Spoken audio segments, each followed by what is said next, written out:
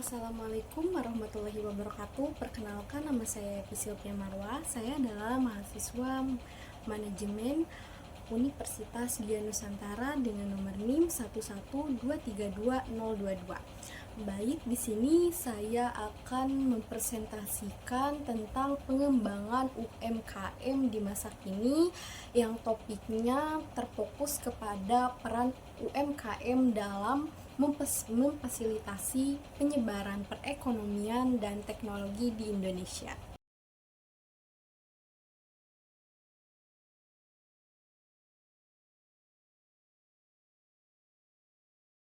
Nah, mungkin kita sudah tidak asing lagi dengan yang namanya UMKM.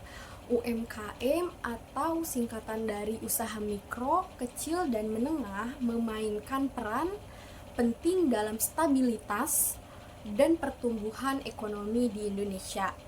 Nah, jadi UMKM itu sangat memberikan peran penting untuk Indonesia, yaitu untuk kemajuan perekonomian, karena hampir seluruh dari rakyat Indonesia itu adalah mereka hampir semua berada di bidang UMKM. Nah, UMKM itu memberikan kontribusi yang signifikan terhadap produk domestik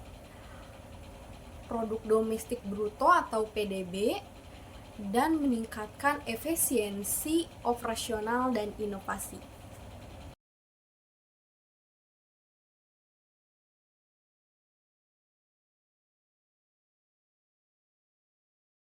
Di sini ada beberapa alasan kenapa memilih topik UMKM. Yang pertama yaitu UMKM berperan sebagai fondasi ekonomi nasional yang dapat mendukung pemerataan ekonomi hingga pelosok daerah.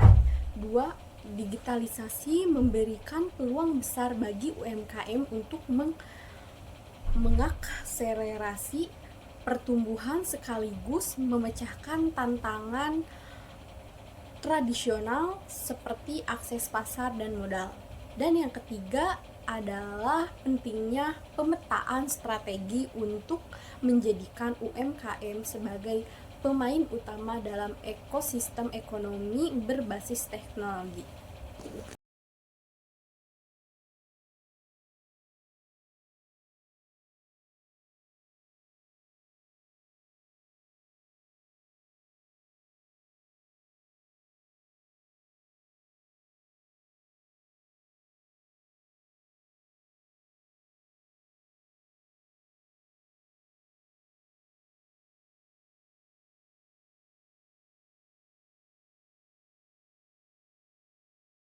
Nah, untuk peran UMKM dalam perekonomian di Indonesia itu di sini ada 3 poin. Yang pertama adalah mendorong pemerataan ekonomi.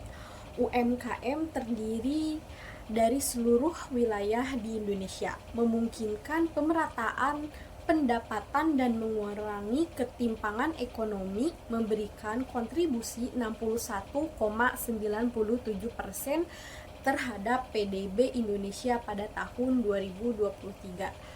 Yang kedua, penciptaan lapangan kerja. UMKM adalah penyerap tenaga kerja terbesar, memberikan kesempatan bagi masyarakat di sektor seperti perdagangan, manufaktur, dan agribisnis, dan lebih dari 97% tenaga kerja Indonesia bergantung pada UMKM. Menurut Kemenkop UKM 2023. Dan yang ketiga adalah meningkatkan ekspor produk lokal. Nah, UMKM berhasil mengekspor produk Indonesia ke pasar global. Contohnya itu termasuk ekspor tangan Bali dan kopi Gayo.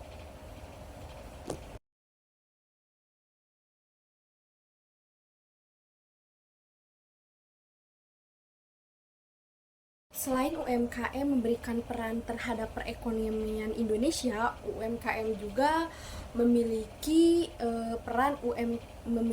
peran dalam penyebaran teknologi di Indonesia. Eh, di sini ada 3 poin juga. Yang pertama adalah digitalisasi bisnis. Adopsi teknologi seperti marketplace, seperti Tokopedia, Bukalapak, Shopee, dan lainnya, dan metode pembayaran digital seperti QRIS, e-wallet, membantu UMKM menjangkau lebih banyak pelanggan dan meningkatkan efisiensi. Contohnya adalah program UMKM Go Digital berhasil mendigitalisasi 20 juta UMKM pada 2024. Nah, yang kedua, meningkatkan inovasi. Teknologi membantu UMKM menciptakan produk dan layanan baru yang sesuai dengan kebutuhan pasar modern. Contohnya, pemanfaatan 3 dimensi printing untuk produksi barang, kerajinan, atau penggunaan aplikasi LOT untuk pengelolaan pertanian. Nah, dan yang ketiga adalah kolaborasi dan dukungan. Teknologi membantu UMKM menciptakan produk dan layanan baru yang sesuai dengan kebutuhan pasar modern. Contohnya adalah pemanfaatan 3 dimensi printing, produksi barang, kerajinan, atau penggunaan aplikasi.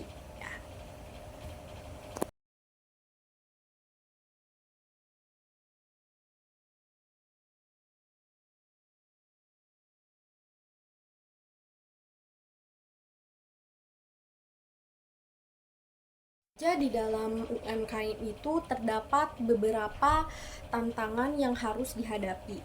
Yang pertama adalah kesenjangan digital. Banyak pelaku UMKM dari daerah terpencil belum memiliki akses terhadap teknologi. Dua, literasi digital yang rendah. Tidak semua pelaku UMKM memiliki pengetahuan yang cukup tentang teknologi. Dan yang ketiga adalah keterbatasan modal dan infrastruktur. Investasi teknologi seringkali sulit dilakukan karena keterbatasan dana.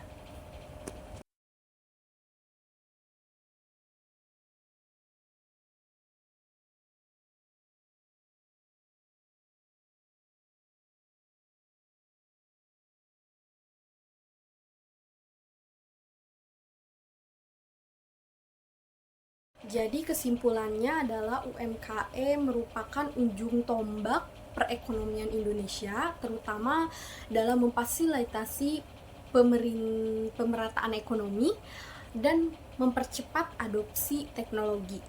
Dengan dukungan yang tepat, UMKM dapat meningkatkan produktivitas, memperluas pasar, dan memajukan perekonomian nasional.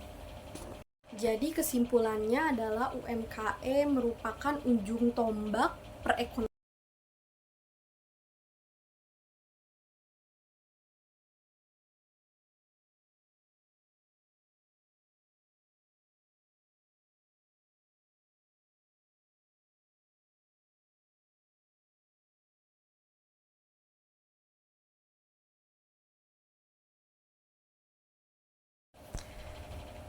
Harapan untuk UMKM.